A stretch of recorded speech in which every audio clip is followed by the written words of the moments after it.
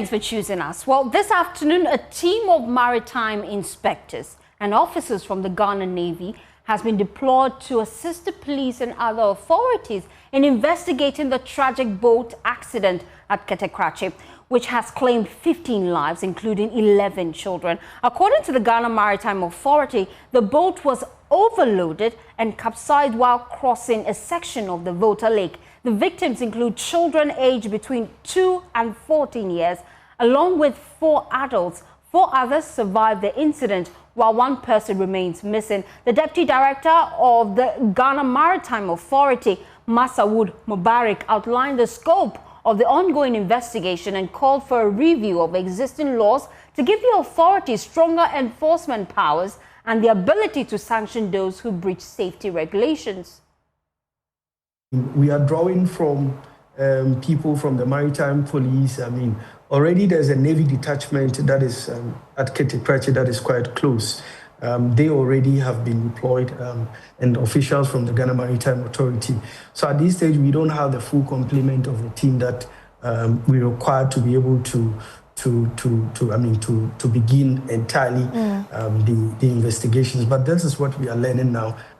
It will interest you to also know that we are a bit handicapped when it comes to the legal backing that we require to be able to make enforcement of some of these provisions. For instance, we are still working on an act of parliament that really would have in it all the regulations for us to really have the power to be able to enforce some of these measures. So as it stands, the only thing really we have a hand on that we can utilize in terms of regulation and law is a provision within the Ghana Shipping Act that talks about load line marking. And I heard the DC talk about it. So the Ghana Maritime Authority officials who are there occasionally would go and inspect boats and mark and indicate the safety limits of loading on the boat so that these operators do not load the boats beyond this limit. But unfortunately, sometimes there's that tendency of people feeling that, oh, we can get away with it this time, and they flout it. So, well, the OT Regional Director of the National Disaster Management Organization, Foster Dre, revealed that the boat was being operated by an 11-year-old. He highlighted the major challenge of enforcing safety standards, particularly the consistent use of life jackets, which are often unavailable.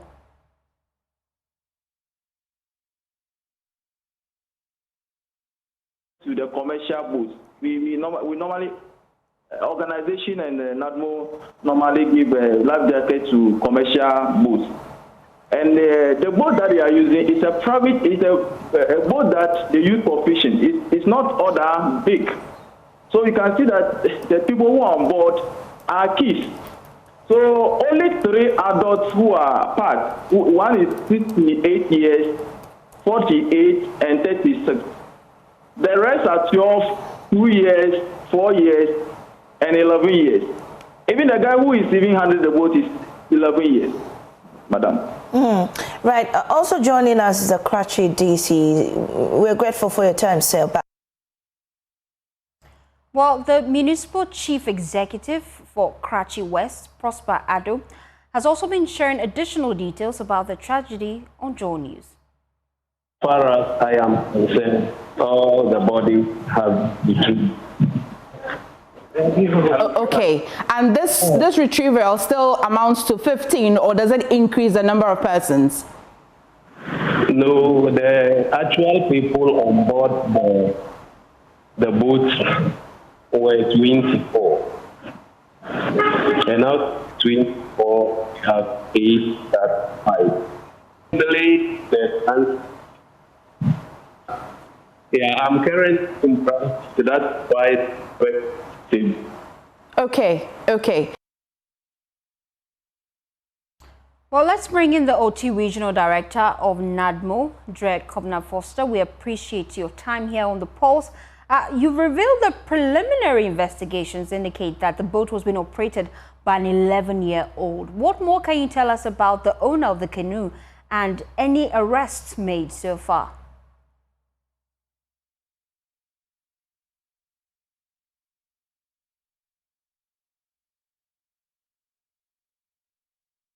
We're just trying to get clear connection to the OT Regional Director of NADMO, Kobna Foster, just to get updates on this case. If you just tuned in, we told you earlier that a team of inspectors and officers from the Ghana Navy have been deployed to assist the police and other authorities in investigating the tragic incident. We also have been hearing from NADMO and key individuals that tell us that, in fact, this boat was being steered by an 11-year-old. We're just trying to reconnect our lines right now and speak to the OT Regional Director of NADMO, Kobna Foster. I'm told I have clearer connection to him now. Tell us about the initial information you have. You tell us that preliminary investigations indicate that the boat was operated by an 11-year-old. What more do we know about the owner of the canoe? Good afternoon. Good to afternoon. Your viewers. I hope you can hear me very well. Loud and clear. Thank you very much. The owner of the boat. For now, we went there. We find the owner of the boat. We find the owner of the boat and the son that is using the boat to cross the people to the other side. The rest son. So, speaking to you, the 11-year-old boy is no more. He's not alive. He also died. So, the question that we asked the father, is he the one who allowed them to cross? He said he is also at the funeral ground. They are all going to the funeral. So the father is already there with the family members at the funeral ground at Abu Ghame before they are coming from Okuma to that place. So when their parents are not there, that's where they also join the boat crossing to the other side. That is the investigation that we have. And it's quite shocking. Have you retrieved all the bodies of the deceased? Yes. And currently, you're in the community, just gauging the impact. Based on your preliminary assessment, how is the situation on the ground as we speak? Well, it's not easy, but right now I'm from the community on my way to Dambai, and I'll be going back to the community. It's a very serious situation because a household, 7 people died out of this issue. So the family, they are in a difficult time now. So we send a team to go and handle the situation. For now, the minister have sent a delegation. We are counselors on ground talking to them and psychologists. A few of them are on the ground speaking to them. To offer psychological support to the victims' family members, is that the case? Yes. But then a bigger concern is that we don't want this to reoccur. And so what is NADMO doing, especially along the riverbank, to ensure that there are safety standards being adhered to by individuals who use these boats? NADMO cannot work alone. We work with other organizations, agencies, and NGOs. So for now, we are putting things in order. It's not we are putting things in order for the commercial boats.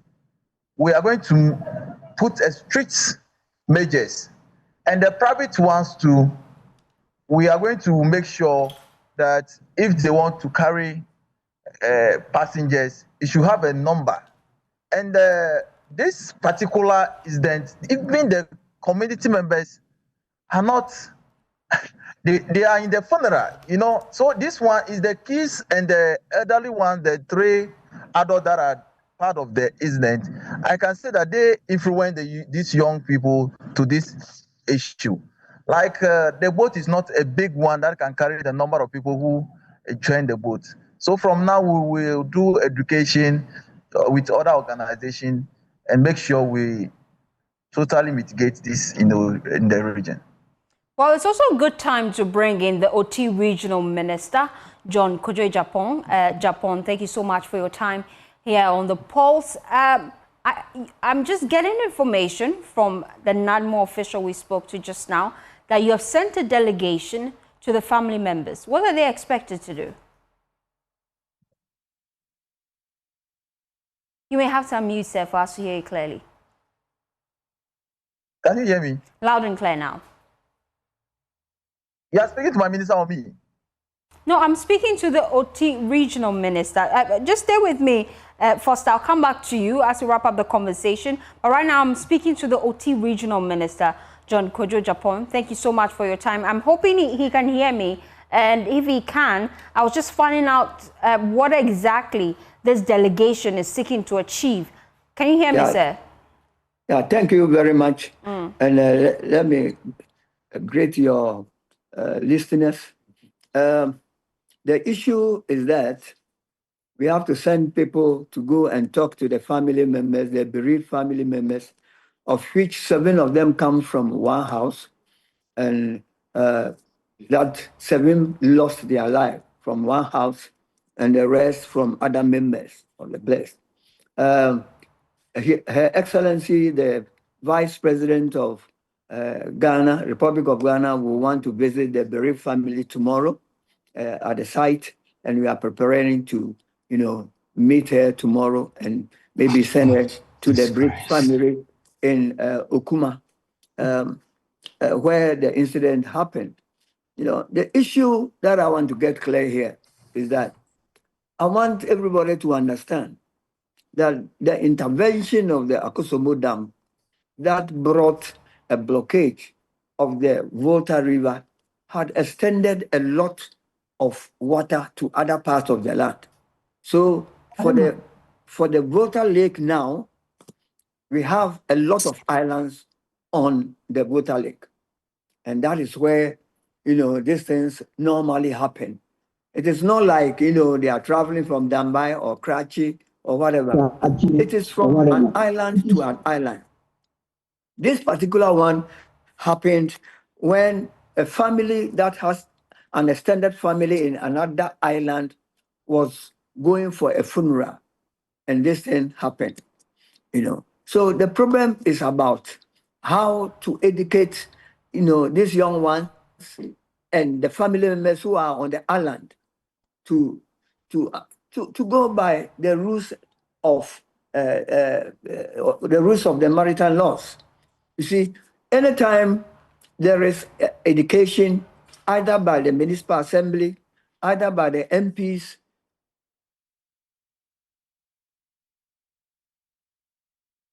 Mr. Kojo, we seem to have lost you.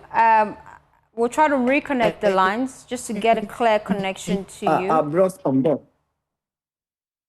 I get a sense he's back now. Yeah. Great. So, based on what you're... Can you hear me? Yeah. Please make your point. You were just finalizing your point. Before we lost you briefly. There are a lot of islands on, the Volta Lake. So, the monitoring by Maritime Authority, by Navy, who just stay at Dambai or Krachi, is just inadequate. I'm glad you make the point that the monitoring of the Maritime Authority is simply inadequate. And that's really the big question. The fact that it is inadequate, and so some of these issues go unattended to. One of the key concerns being raised is that this boat in question was overloaded. As a regional minister, I'm sure you're concerned about this because the likelihood that this may reoccur exists. Yes. And so how are you dealing with this problem? It is a very difficult problem, to be frank with you. because the people are on the islands. It's not like they are at one place where you can, monitor or even, educate them. Meanwhile, we do educate them. Yeah, that's what I'm saying. The NADMO crew is there. They do a lot of education. The Navy is also there. They go around to do a lot of education. The Maritime Authority is also there. They do all the education. They advise them how to use the boat, the number of people that will be on the boat.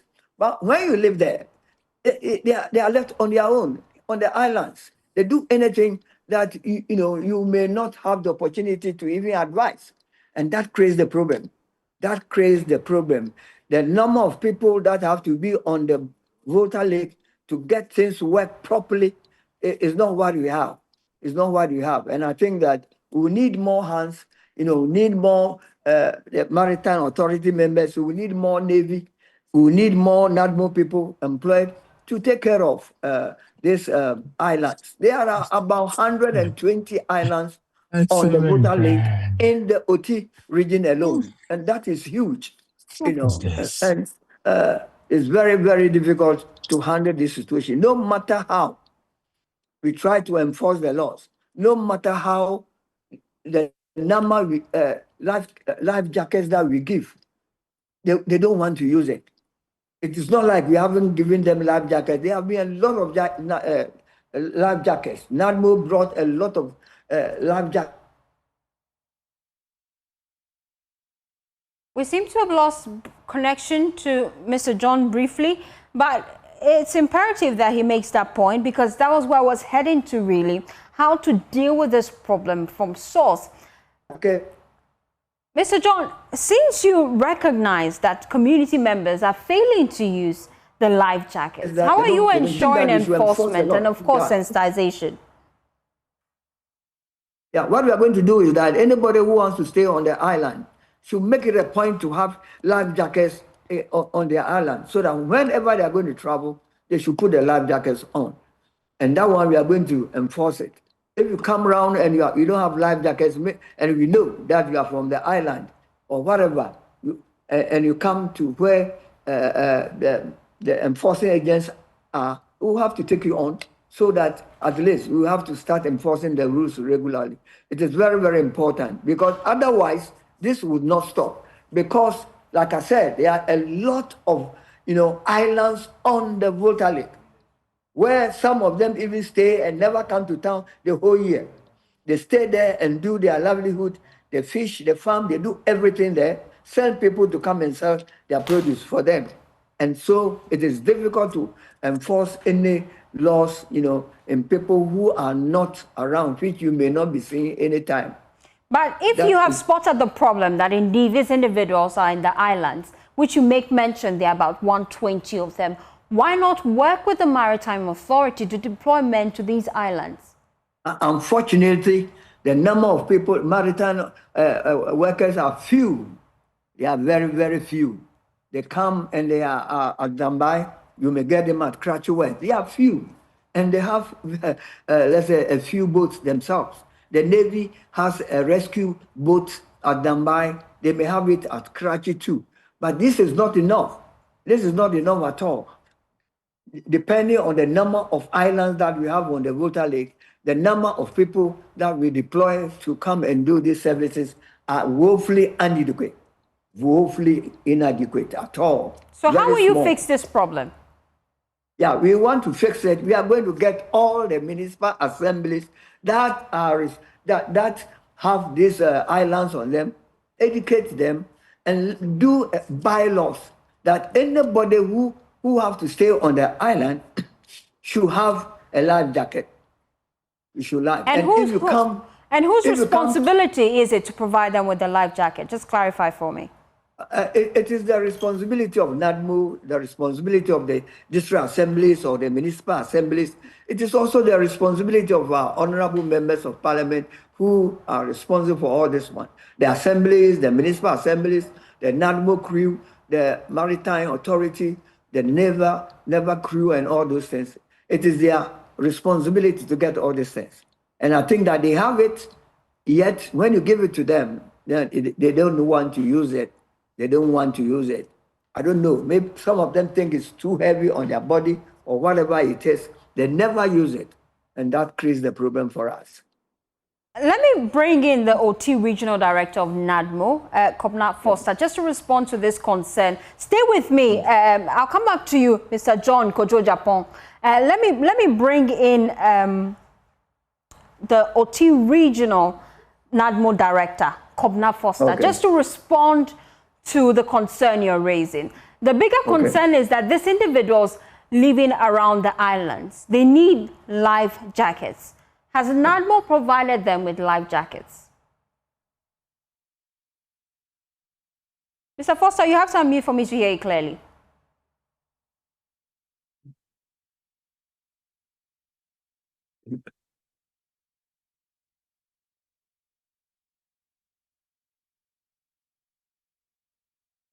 Mr. Foster, yes, I can hear you now.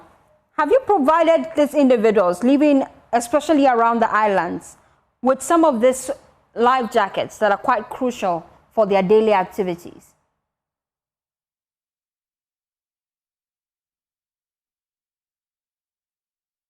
I can see Foster is trying to make a point, but unfortunately, we can't hear him. So he will have to unmute. Let me bring in another key individual in this conversation, the Vice Chairperson of the Transport Committee in Parliament, Andrew Dari Chiwite. Thank you so much for your time here on the Pulse. Whilst we work the lines to get clearer connection to Foster, I'm sure this issue has come to your attention, hasn't it?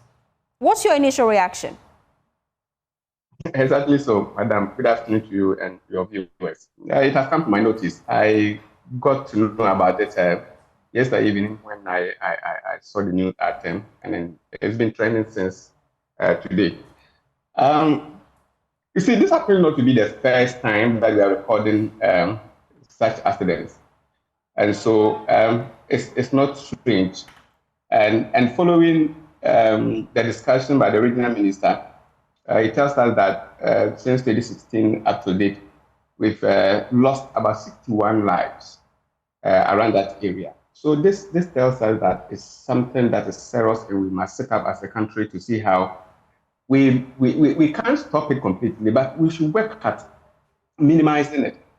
And as a committee, because we are on recess, if not, this should have been something that we should immediately also come together to visit the area and even see things for ourselves, and probably start a very serious education. Listening to the regional minister, the NADMO director, and then the district director as well, we really need to do a lot of education. I'm informed that they even do not like using the life jackets. Probably they don't know the importance of that. You see, we those who travel by air, whether you like it or not, you must wear your seatbelt. We should also know that this is a transport. They are transporting people. Even that one is just as dangerous as also being sitting in an aircraft without wearing your belt. So we should do a lot of education, no matter the weight of the life jacket. That is why we call it a life jacket. It saves life. So as assemblies, as members of parliament, as stakeholders of the land, we would have to ensure that people follow the laws. The minister indicated that who was managing the canoe and operating the canoe happened to be an 11-year-old child. This is not acceptable. We don't have to encourage this.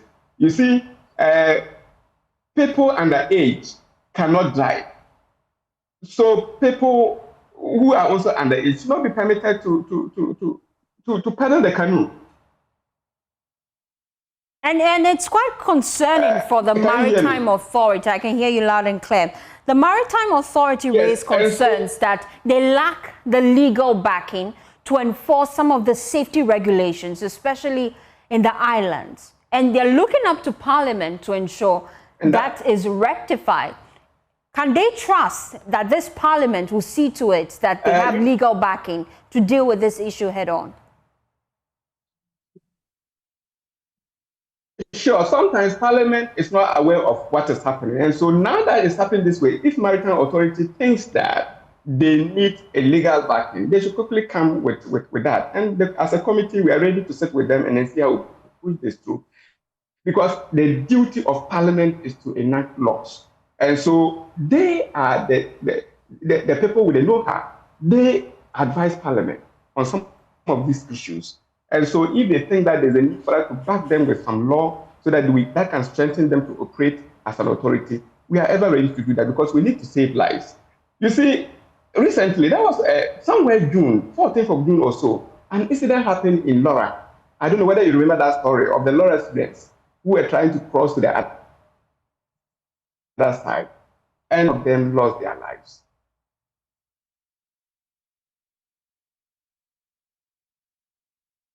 Do I still have Mr. Dara with me? Oh dear, I'm told his connection is giving us challenges. We'll try and work it out and come back to him. Do I still have Foster with me? Yes, madam. I'm with you. Good. Now, I wanted you to respond to the OT regional minister. He says that individuals living in these islands and community, they ought to be provided life jackets. Has NADMO distributed life jackets to these individuals in this community? If yes, what number have you distributed so far?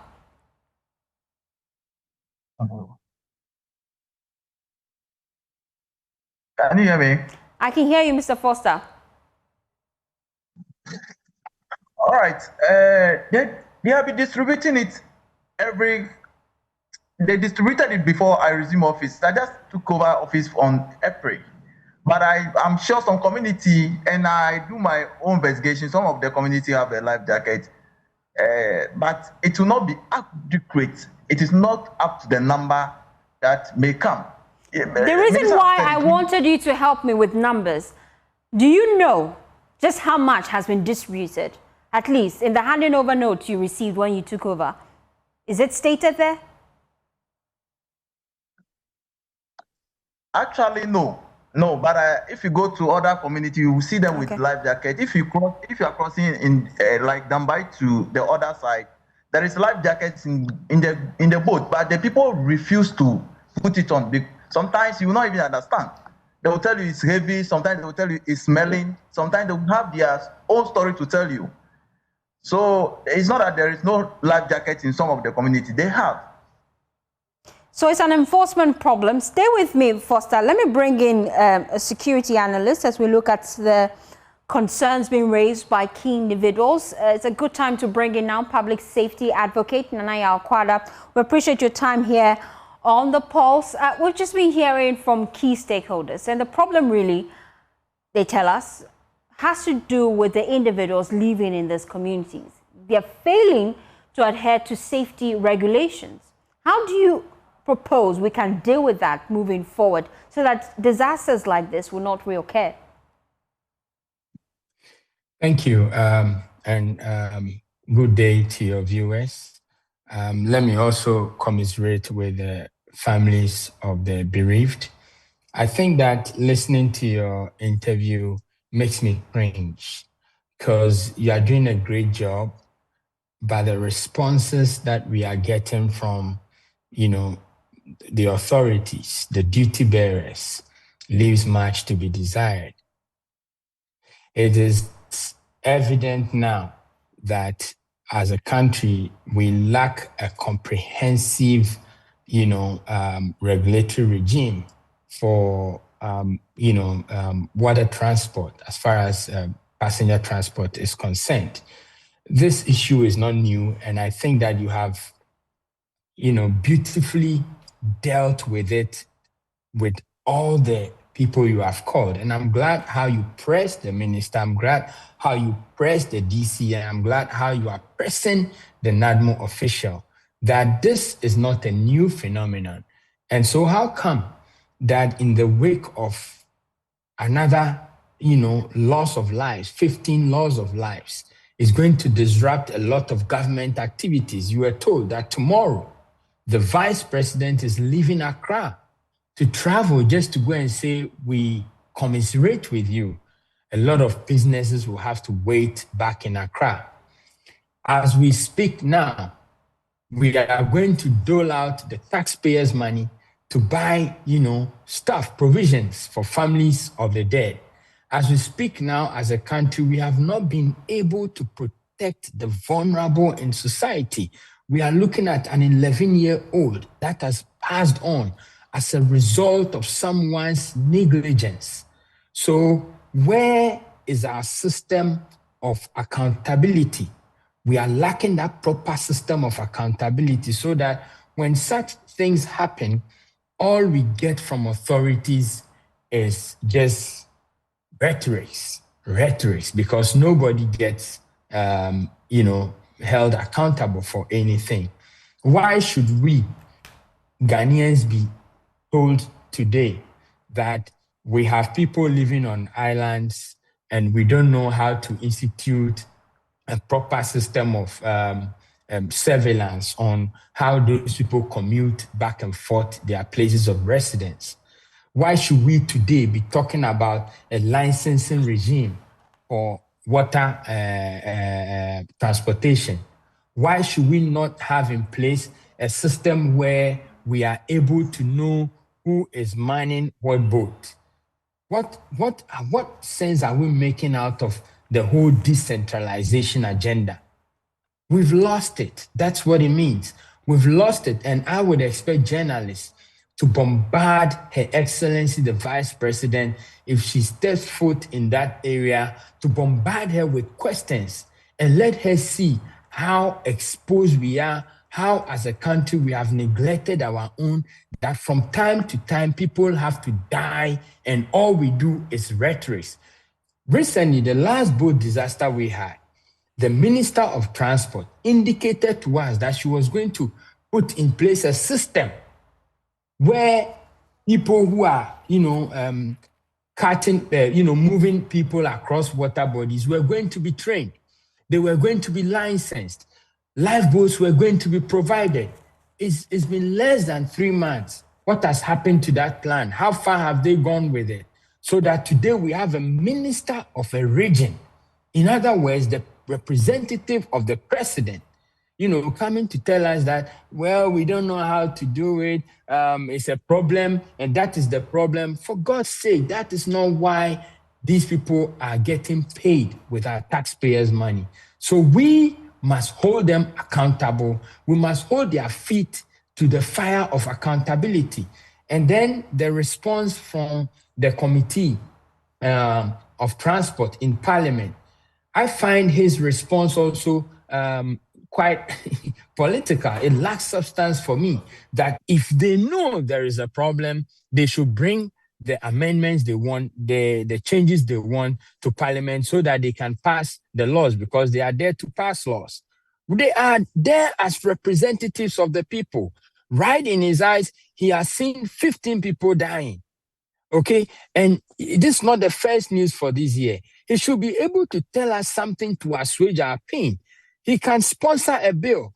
That department can sponsor a bill to make sure that we sanitize and heavily regulate those spaces so that we can save lives. I think that we as a country have not yet come to terms with how much we lose with some of these disasters. Otherwise, we won't sit down for them to be happening, for people to be telling us stories.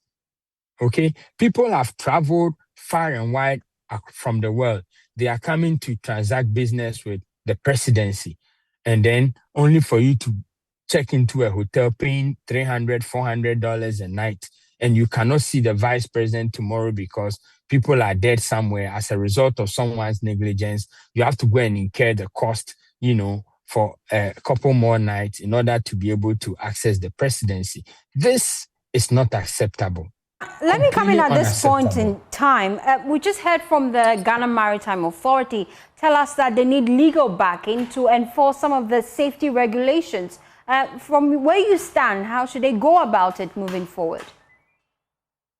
Well, I think that is what we have said. The Maritime Authority have sat down for all these years, boat disaster after boat disaster, only for them to be telling us today that they need legal authority to be able to enforce. So what do they want to enforce that there is no law for them? I doubt that the Ghana Maritime Authority has no authority to ensure that water travel in our country is safe. If they have that mandate to ensure that it is safe, right there is what they have. Why do we have to come back to Parliament and make laws to say that you need a life jacket before you access a water transport vehicle? We don't need laws for that. So if they think they want to make the law more clearer and they want bylaws or regulations, they should draft those regulations and send it to Parliament. But as it stands now, they have every mandate to ensure that people who are traveling by water are safe. What is the Ministry of Transport doing? Since 2017, the Bureau of Public Safety, our reports on public safety and crime, we've detailed these things out. That, look, we must make sure that air transport, water transport are also taken care of. But they've all fallen on deaf ears. And then when we are being pressed by the fourth estate of the realm, then we go about, ranting or giving rhetorics. I think that it is time for us to start holding people accountable in their spaces. And in this case, who should be held accountable for this disaster? I would first of all want to go for the head of the Minister of Transport. The Minister of Transport should be answering why he or she has been in office for, I think it's a she, has been in office for all these months. The deputy is a she. Yeah. Okay, so I think it was the deputy that I heard speak the other day, why they've been in office for all these months and we have not seen anything about, transport safety on our waters. If they have something on our waters, they should let us see it. So I think that we need to hold people accountable. Then the Minister of Transport is going to descend on the Maritime Authority. The Maritime Authority is going to work with the District Chief Executives. The District Chief Executive is going to work with his community representatives, including NADMO, to ensure that every space is taken care of. Why? As a country, we go to every space. If I show you the corner where the Bureau of Public Safety office is and how the IRS was able to locate us, it will marvel you. So we go to every corner where we need to tap revenue, and then we say that we sit down and pretend that we cannot access some areas in order to ensure safety, to save lives of people. And that's a concern being raised by the OT regional minister, really. It says some of these areas that we're referring to are the islands, and it's quite difficult to reach that area. You disagree? Well, look, I am a son of OT, and I think that the regional minister did not do much research. He just came to respond because, that he has to speak to the media. If you listen to him, the inconsistencies, at some point I had to switch off my video. The inconsistencies, it was just funny. So I think that the regional minister should put his research together, should put all should be led by the transport ministry to sanitize the space. He seems to have a good knowledge of all the problems, but the solution. But somebody must tell the honorable minister that he's not just there to tell us the problems. We know the problems already. As far back as 2017, we know all of these problems and challenges.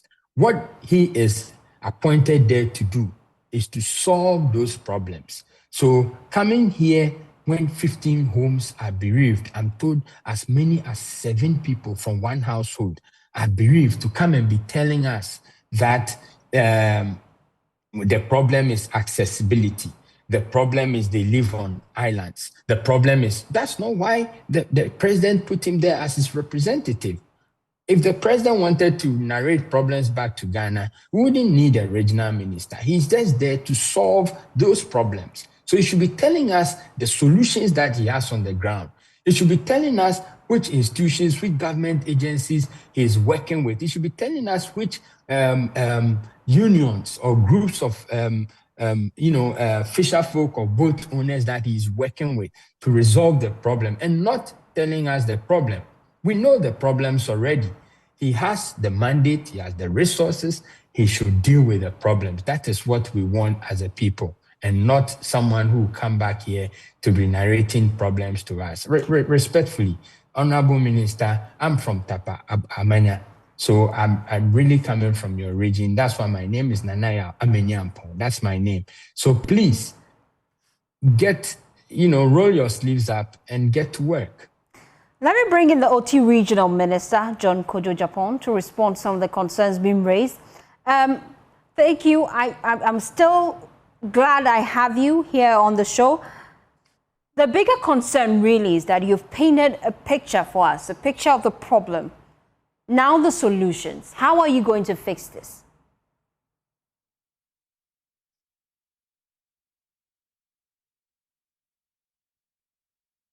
I see he's attempting to speak.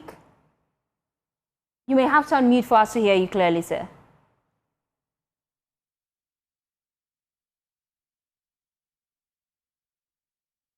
So we're just reconnecting the lines with the OT Regional Minister, John Kojo Japon, just to get his brief response. I still have with me on the line as well the OT Regional Director of NADMO, Kobna Foster. But then I also have Dari Chiwite, he's chairperson of the Transport Committee of Parliament. And so whilst we work the line to reconnect to the OT Regional Minister, who I was just posing the question to him about the solutions moving forward, let me head now to Parliament. The committee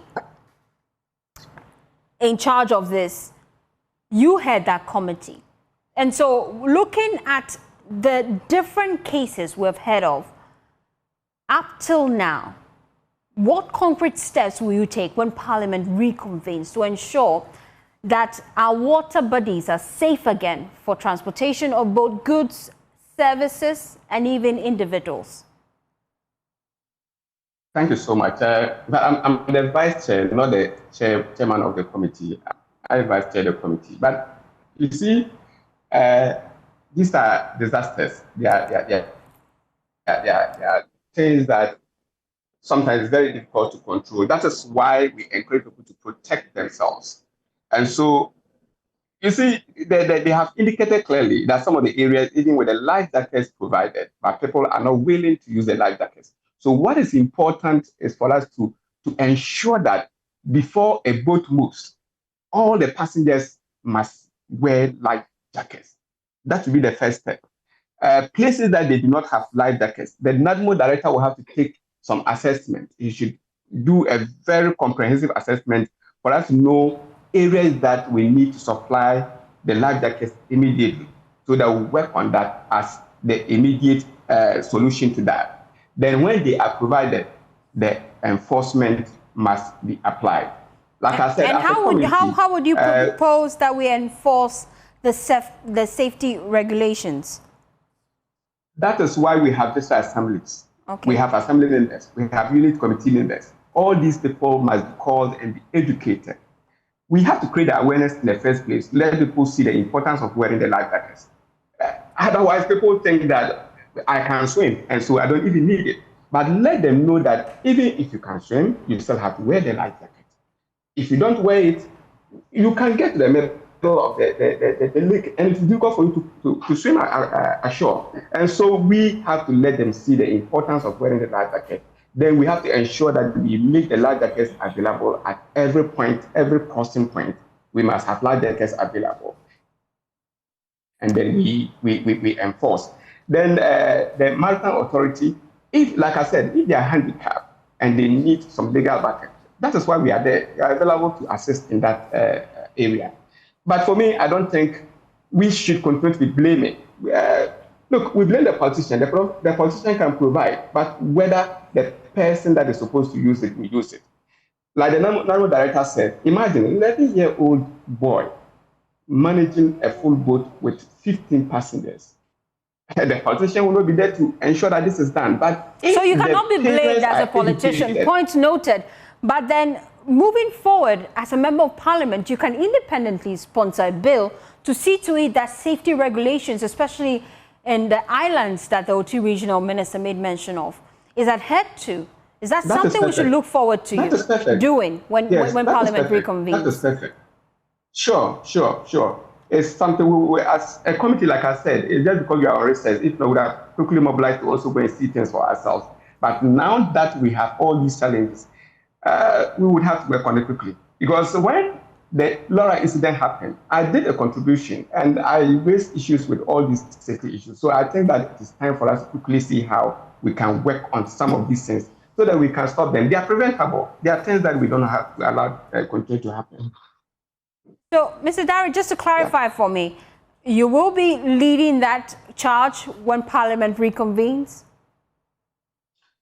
Let me promise you, I will lead it. I'm just going to note it down because I want that Mr. Adakwa is Mr. Adakwa, right? Yeah, Naya Akwada. Akwada. Yes, Mr. Akwada. We would as a parliament, as a people representative, I'm assuring you that when parliament resumes, I'm going to make a move on this. One funny thing about parliamentary committees is that you don't serve on the committee for all your years in parliament. I was on the Western Housing Committee. Now I moved to the Transport Committee. And so that is the way we work in parliament. So we don't have permanent in there so that you say that, oh, you have been here for many years and we've not done ABC. And so, as a vice chair of the committee, we're going to make some moves. Thank you so much for your time here on the Pulse. Let me bring in the OT Regional Director of NADMO, Kobna Foster. Do I still have him with me? Should we expect that you'll be doing an assessment of all the life jackets distributed so far? And also, tell us how much more you'll be distributing in coming days. Thank you very much. Thank you. Can you hear me? Loud and clear. Thank you.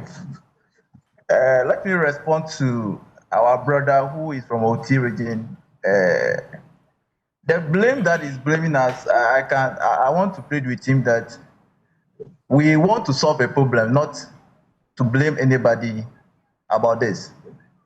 OT region, there is 5 constituencies are surrounded by water.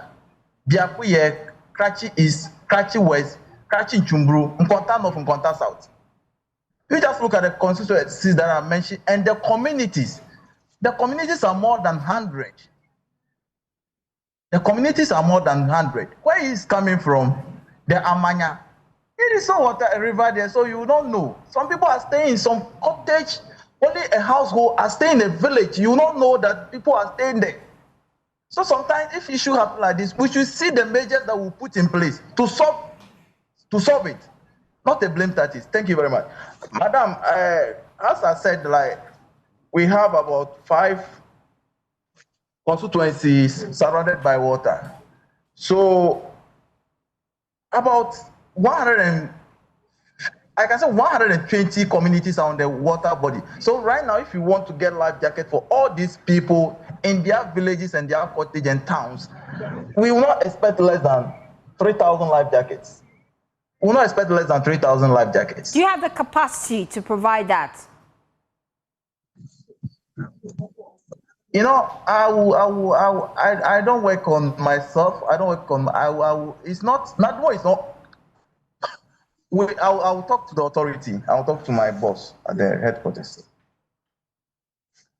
Whilst you speak to your boss to just get the numbers, from where you sit as the OT Regional Director of NADMO, do you have that much life jackets in your custody that you can even distribute to community members? No. Okay. No. Can you tell me the exact number you have as we speak? As it stands now, the one the officers are using for operational works, the ones that we have right now is what we are using. So we don't have a life jacket in our store for distribution. Okay. And I presume that you'll be doing an assessment of the life jackets that have been distributed in the past, just to get a rough figure, really, of the number of life jackets that NADMO has distributed to the community. Should we expect that in coming days? Yeah, yes. Okay. Thank you so much. That is the OT Regional NADMO Director, Dre Kobna Foster. Thank you so much for your time. Earlier, I spoke to the Vice Chairperson of the Transport Committee in Parliament, Andrew Dowry Chiwite, just giving us updates as to what they plan to do. I've also been speaking to public safety expert Nanaya Akwada, and then earlier during the conversation was the OT Regional Minister, which was still trying to reconnect our lines to speak to him to just respond to some of the key concerns being raised by Nanaya Akwada. Whilst we wait for clear connection to the OT Regional Minister, we're taking this quick turn. We'll be back with more. Please stay with us here on The Pulse.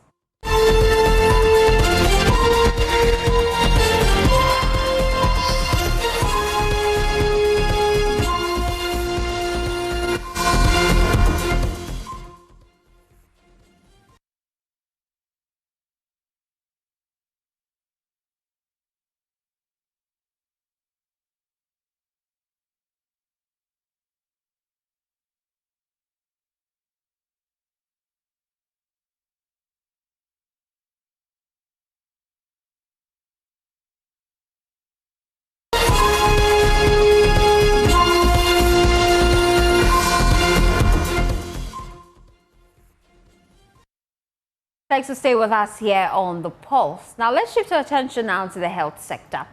The Health Facilities Regulatory Agency, HEFRA, has shut down a clinic operated by Guinness Ghana Limited in Kumasi for operating without a valid license for the past 6 years. The enforcement forms part of a nationwide compliance exercise by HEFRA aimed at clamping down on unlicensed health facilities. According to agency officials, the Guinness Ghana clinic, located within the company's premises at Ahinsan, had failed to renew its operational license since 2019 in clear violation of Part 1, Section 11 of the Health Institutions and Facilities Act 2011, which requires all health facilities to obtain and maintain valid licenses before offering medical services. Let's take you live to the Ashanti region. My colleague Nana Boachi Yadom is on standby. Nana, you've been with the team all morning. So far, where have they visited?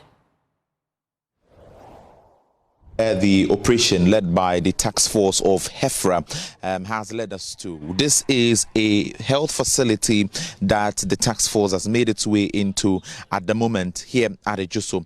The operation has taken us through several health facilities, including eye clinics and other important health centers in the Ashanti region. We have the indication from the HEFRA PRO that over 200 health facilities risk closure for some not renewal of their licenses and some without licensing at all. And this facility is where we are currently a victim of the operation that is currently ongoing. The very big fish at the moment is Guinness Ghana Kumasi, where we had their clinic operating at the premises of the company got closed down for not renewing their license for over 6 years now. And the task force made their way into the premises of Guinness Ghana and also closed down their clinic. Currently, where we are looks like a building belonging to people who probably stay in here, but it has been turned into a health facility. That is why HEFRA has made its way in here. We will do our very best to speak to the authorities who've come in to do the inspection, but this is how the compound looks like. A complete home. The building looks like where people would have to, they reside actually, doesn't really look like a health facility. And these are all parts of the checks that are being done.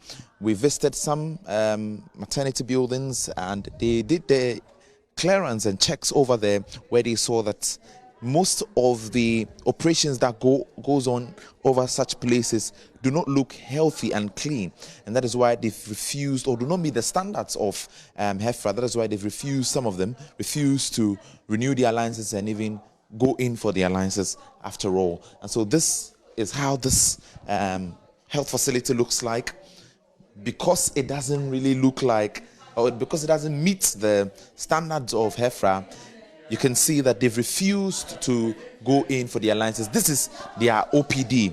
and the OPD, before we even enter, looks very, very dark. But this should be the first port of call where they take your particulars, and you can see that there are books or details belonging to patients that are being packed over here. And this place does not even look like a health facility, but they've been operating under the cover of being a health facility and admitting patients. Let's get inside properly to see what is actually happening, because the task force have come in. We have to clarify whether there are patients in here and if they are still working. So we are being told that there's one patient in here, and that is going to go really against the rules of the game, because you have to have your licenses. You don't have your licenses, that means you do not meet the standards of being a health facility. You are operating illegally. That goes against part 1, section 11 of the act that mandates HEFRA to issue licenses to health facilities, and that is what has brought about all of this operation currently ongoing here in the Ashanti region. There's one patient who is receiving treatment over here, and the patient who is receiving treatment, okay, will be referred. That is the indication that we have at the moment. But from your checks and what you've seen here, this place really looks, from coming in, I realized that it doesn't really meet the standards. So it tells you what we've all been saying, that we are not just closing down facilities because they are not licensed. If they are not licensed, there's a reason why they are not licensed. It could be that they've not met the requirements. That is why we have not given them the license. You realize that when we go, most of them start saying, oh, I have paid. We are not looking for people who have paid. We are looking for people who are operating within standards. So when we come to your facility and you don't have a license, there is a reason why you don't have the license. It's possible that inspectors from HEFRA have come around. So you hear some of them saying that, oh, they've come to inspect me already. It is true. But once they have inspected you and then they've not issued the license, then it means that something went wrong somewhere. And you can see it for yourself. There is no way we would license a facility like this. Maybe they've been giving recommendations and they've not met those recommendations. That is why they are not licensed. So what we are going to do now is we will lock them down. You're going to lock this one because there's a patient here? No, we will refer the patient. We've asked him to refer the patient to the nearest facility. He came here with, I think, malaria, so he's been asked to refer the patient. We cannot leave, even there's no signpost, nothing. Look at what is going on here. And from the way this place looks like, is there any possibility that even if they come to get their licenses, you would consider letting them operate? That would be beyond me, because we have people whose job it is to ensure that the facility actually meets standards. So when they come, they would ensure that everything that's supposed to be in place will be in place. I'm not sure HEFRA will come for inspection and they would have things like this over here. No. So when they come, they will tell them what to do. And that is their job. But for now, all I know is that they don't meet the standards. They don't have the license, and we would close them down. Are you surprised with what you've seen in the Ashanti region? We've been told, our inspectors tell us that when they go on the field, they see a lot of things that are a bit disheartening. So I wouldn't say I'm surprised, because inspectors go out there and they come back to tell us that what they see out there is a bit disheartening. And this is the reason why my boss is actually on his toes saying that we should close them down. Once they don't meet the standards, we close them down. We've come here, there's a patient who has actually been, is on admission, and then there's no doctor. The nurse is telling us that he called the doctor on phone. No way. HEFRA says if you are licensed as a clinic, at every point in time, there should be a doctor at post. So how come there is no doctor? And they had to call the doctor on phone. And even the doctor who came with us is saying that even the recommendations that they gave wasn't the appropriate thing for them to do. So you can imagine the kind of exposure some patients are being exposed to, or the risks they are being exposed to. So please, when you go to any facility, ensure, in fact, insist on the HEFRA license before you subject your health to them. Thank you very much. And that is the PRO for HEFRA, Christabel Ayram, telling us all that has been happening here so far. And this patient you see here would be sent to, will be referred to the nearest hospital to seek treatment. We're being told that he came in with malaria. Sadly, there is no doctor at post to attend to him. The nurses say they had to call the doctor and then take details from him, which goes against the HEFRA policies. This has become very, very sad situation, bad one here. And this seems to be their pharmacy. And in a pharmacy that looks very, very empty. I can't seem to see anything. Okay, there are some few books over here and some few drugs. It tells you that the issue with this particular facility goes beyond license. It is actually they not meeting the standards that are required by HEFRA, and that is why they have refused to go and seek their license. This is, you can see some few drips, some few drugs over here, which tells you clearly that everything happening in this facility goes beyond license, but an actual case of not meeting the standards that require you to be registered as a facility under HEFRA, and that is why they've refused to go in for their licenses. And so this is basically what is happening. Some of the places that we visited in the Ashanti region, same situation. Others would have to do just some few things by making sure that they register and get their license, unlike these places that we've been to. With this facility you see here, there's been a similar one. It was a maternity ward that had the similar issue. Also shuts down, closed down. This one would be closed down from the indication that we have from HEFRA. And so firstly, this is what has been happening. A compound that has been turned into a health facility, admitting patients. One we came to meet here who, for the emergency situation that has happened right now, would have to be referred to the nearest hospital. Over to you. Much Nana Wachi Adam for just providing us that update. Well, here in the Greater Accra region, the Traditional Medicine Practicing Council has launched a major enforcement exercise in the Greater Accra region. This follows an investigation by the council which revealed that 17 health facilities in the Greater Accra region have been found operating without authorization. The crackdown targets massage centers, gymnasium, chiropractic facilities, traditional healing centers, and other outfits accused of flouting regulatory approval processes. Officials say this move is part of a broader nationwide effort to ensure that all facilities meet the required operational and safety standards. Dr. Yakubu is registrar of the council. So if we as a council do not act, a lot of these quacks provide services that could endanger the lives of the public. 80% of Ghanaians rely on traditional medicine for their primary health care. This makes their services very essential, and then there is a need to protect the public and ensure that the people who know what they are doing are the ones in this space. So quacks are essentially people who do not have the qualification, but yet they're in the same space. If you are not a quack, the point is to do what you're supposed to do, which is to register with Traditional Medicine Practice Council, go through our trainings and get licensed to practice. And we have oversight responsibility over your practice as well as your premises. Because beyond having a license, we need to be sure that your product are supposed to or meet standard, because the truth is we're supposed to do random sampling. We can come into your facility, our inspectors can take your product and do random sampling so they meet the necessary standards.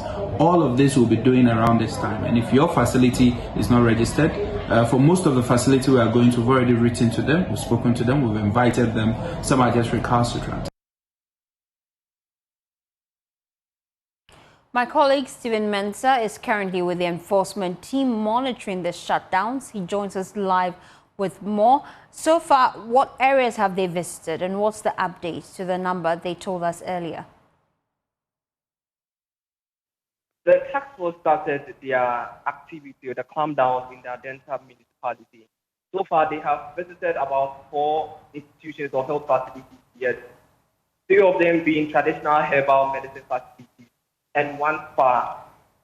Besides a number of infractions these health facilities have made prompting their closure, one would be that they are operating without a license, and this has been going on for quite some time. One of the facilities they visited, they indicate that they've been operating for close to a year without a license. The spa they visited also they indicate from the spa also that they've been trying to reach the owner for quite some time, and he has been proven unavailable. He has proven unavailable. over the number of times they've tried to reach out to him to provide a license, prompting them to close down their facility. What are they doing right now as we speak? Have they visited? Oh dear, we seem to have lost Stephen Mensah, who is on the ground for us. Well, still on the health front, we know that the health minister, Kwabena Minta Kando, has announced that government will clear all the areas of the nurses. If you recall, last week they picketed his ministry demanding clearance for all the areas that they had. And he today held a news conference assuring that just by November, that will be tackled as well. But away from the health front, the Vice President, Professor Nana Jane Opoku-Agyeman, has issued a powerful declaration of war on illegal mining known as Galamsey, revealing that the government is drafting a landmark legislation to completely outlaw mining in Ghana's water bodies and forest reserves. Speaking to the Ghanaian community in Belgium during the Global Gateway Forum, Professor Opoku-Agyeman noted that illegal mining has become a national catastrophe, eroding the very foundational gains that we have made as a country. She explained that the new law will eliminate existing loopholes that allow mining in protected areas. Working towards banning mining in water bodies. We've been mining gold forever. How come all of a sudden all our waters were polluted? The water sources are normally in our reserve portions. And that's the reason why those areas are reserved forests.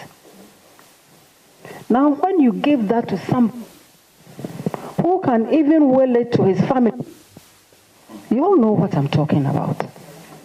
So it becomes a family property. How do you stop that water, that source, from polluting the many rivers, from the source to many areas? A bill is being prepared to reverse what we saw and to ensure that the people are moved out of these areas and properly placed.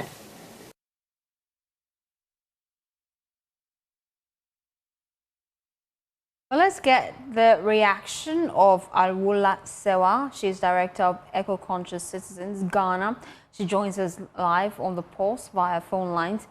This is one of the things you've been pushing for, aside a state of emergency. I'm sure you're pleased.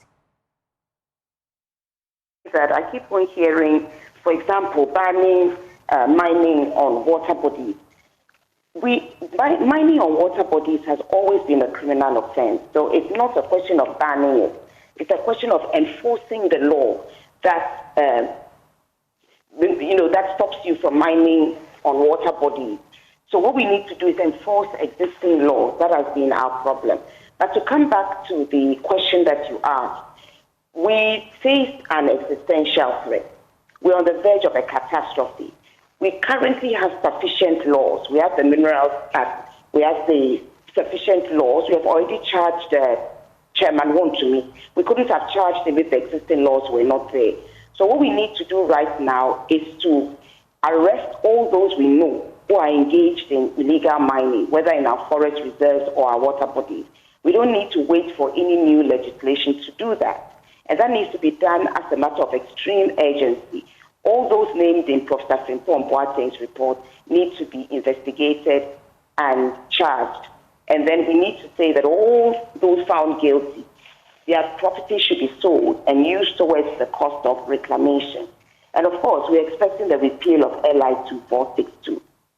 You raise concerns that this is an enforcement problem, really, but they need legal backing to enforce some of these laws, don't they? The legal backing is already there. If the legal backing wasn't there, how would we have arrested and charged Chairman Wontumi? The laws are there. What has been happening is that we have not been enforcing the laws. The Minerals Commission has a monitoring team. Why did it take them so long to act after reports were made? Erastus Asare-Donko has made a number of documentaries. There was a documentary regarding the destruction of the Kano Nimiri Forest Reserve. I remember that Engineer Ken Ashibe and Martin Pepu made a complaint against Akonta mining a number of years ago, maybe 2 or 3 years ago.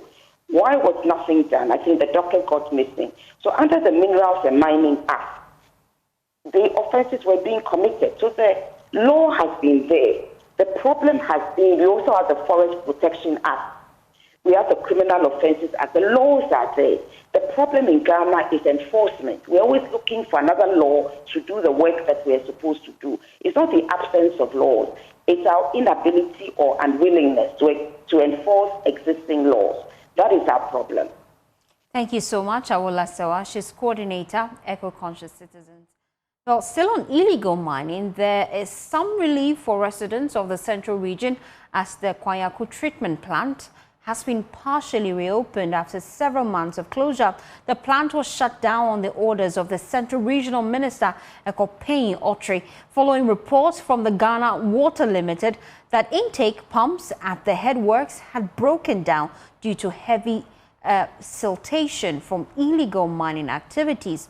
Well, the minister has been outlining the measures being implemented to restore the Kwayaku treatment plant to full operation. Brought in some interim measures to ensure that we work towards getting, proper water. And so after the shutdown, we were managing various water bodies that we didn't have before. But then the next week was also still if you can just reposition yourself so we can hear you clearly. Hello? Yes, quite clear in your hello. Please proceed. Is it better now? Yes. Yeah, so I was saying that after we had seen the internal measures process in order to find a makeup solution to the problem, we had to deal with the process of the people. What as a was clearing those who are both measures that affected.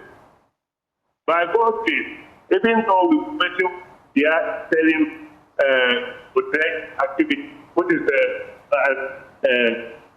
routine method, we have to go ahead, put space from the water, and that be able to get quality of water, which would then be very for us to see. And so 2 weeks ago, Apologize for that poor sound quality, but you've just been hearing from the Central Regional Minister. Just tell us some of the key things you're doing to help revamp that crisis they're facing in the region when it has to do with the supply of water. But then let's shift our attention now to the health sector. I told you that the Health Minister, Kwamnaminta Kando, has announced that government will clear all outstanding salary arrears owed the nurses and midwives by November 2025. While speaking at a news conference amid growing agitations from nursing union across the country, the minister revealed that the Finance Ministry has received Cabinet's approval to release funds for the payment. We'll hear from him after this quick turn.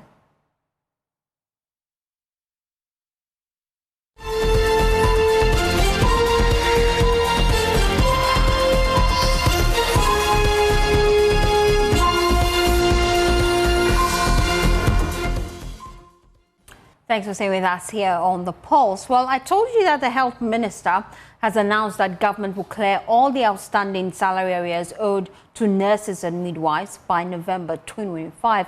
Well, today he spoke at a news conference. Here's Fatau Bayaga with a report. The Minister noted that the ministry understands the challenges the affected nurses and midwives have been facing, having gone without salaries for about 10 months. He assured that Cabinet has approved for the Finance Minister to clear the arrears of some 6,500 nurses and midwives by November. As I speak to you now, that about 6,500 that will add up to the 7,000 already being paid, making 13,500. That allowance, that's over 6,000. Cabinet has approved that with immediate effect, starting from November, the Minister for Finance must pay them. The minister also noted that the ministry has secured clearance and has commenced migrating hundreds of unpaid junior doctors onto the public payroll. You recently had some junior doctors threatening to go on strike. They have started work without clearance, without salaries, without pay. Again, we collaborated with the Ministry of Finance, and as I speak to you now, we have succeeded in getting them clearance, and they are being migrated onto the payroll. Stephen Kojo Tachia, convener of the Coalition of Unpaid Nurses and Midwives Association, expressed excitement following the health minister's assurance to clear their 10-month salary arrears. So yes, I would say we are excited with the response from the ministry, because we brought a petition, and in response to the petition, the minister has assured us they have had a go-ahead from Cabinet to start paying us in the coming month, that is in November. And with that, we say thank you to the minister and the ministry. We are really excited. When asked about his decision to grant the nurse clemency after the latter allegedly used inappropriate words against him, the minister said the step demonstrates acceptance of divergent views and should not encourage irresponsible behavior. So I have absolutely nothing against anybody who demonstrates. But of course, as I stated earlier on, let us do that responsibly. And so I'll urge the Director General of the Ghana Health Service to temper justice with mercy. This is not to encourage anybody to act irresponsibly. For Joy News, Fatah Bayaga, Accra. Now, just before we leave, President John Dramani Mahama is warning that unilateral tariffs are creating confusion and unpredictability in the world economy. Speaking during a bilateral meeting with Premier of the State of Council for China, he called for stronger alliances built on shared values, stressing that Ghana and China, together with all nations that uphold multilateral values, should draw even closer to the face of global uncertainty. Well, we'll hear from him shortly, but first he expressed confidence that Ghana will, in the very near future, have its very first female president. Wish the global leaders a full success. Thank you. The Global Leaders Meeting on Women, hosted by Chinese President Xi Jinping and UN Women, has brought together world leaders on the 13th and 14th of October to renew the spirit of the 1995 Beijing Declaration and accelerate its implementation. This year's event holds special significance. It marks 80 years since the founding of the United Nations and 30 years since the 4th World Conference on Women held right in Beijing. Speaking at the opening ceremony, which had Chinese President Xi Jinping in attendance, President Mahama outlined key policies his government has introduced to promote gender equality and uplift women. A policy that reserves 50% of microfinance and small-scale loans funding for women entrepreneurs. Nationwide distribution of sanitary pads for schoolgirls to address their menstrual health and also prevent absenteeism from school. Free tertiary education for persons with disability, especially women, and the no academic fee stress policy for first-year tertiary students. The Ghana Medical Care Trust Fund, which is soon to start, will also ensure equitable access to treatment for non-communicable diseases, especially amongst vulnerable groups. Expressing optimism about Ghana's future, President Mahama said he's confident that the nation will in the very near future see its first female president. My country, Ghana, remains steadfast in its pursuit of gender equality and the empowerment of our women. Under my leadership and in my capacity as the African Union champion for gender and women's empowerment, the government of Ghana has continued to take decisive steps to mainstream gender across our national development policies. We've achieved historic milestones, including the election of Ghana's first female vice president and the unprecedented appointment of women to leadership positions in government, the judiciary,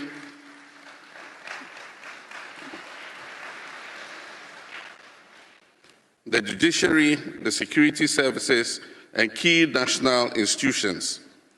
These are not just symbolic gestures, they are deliberate affirmation that women deserve a seat at the table of the highest levels of decision-making. And I am confident that in the very near future, our women will break the glass ceiling and there will be a woman president of the Republic of Ghana. He further urged African leaders to prioritize the welfare and empowerment of women, emphasizing that societies thrive when women are given equal opportunity. And I wish to use this platform to call on my colleague African leaders to focus on the welfare and empowerment of African women.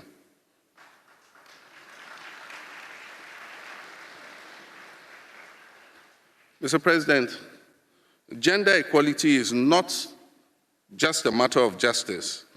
It is a driver of sustainable development.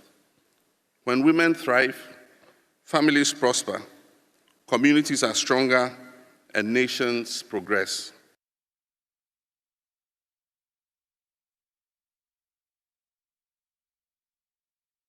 Well, that report was filed by Presidential Affairs correspondent Maxwell Akpakpa. And that's how we wrap up the Pulse. For more news, please log on to myjournline.com. Some top stories there. Police arrest 10 suspects for creating fake online food delivery platforms. You can go on myjournline.com to read that full story. It's one of our top stories there on myjournline.com. My name is Faustina Safo. I appreciate your company. Please have a pleasant day as you enjoy the rest of our programs.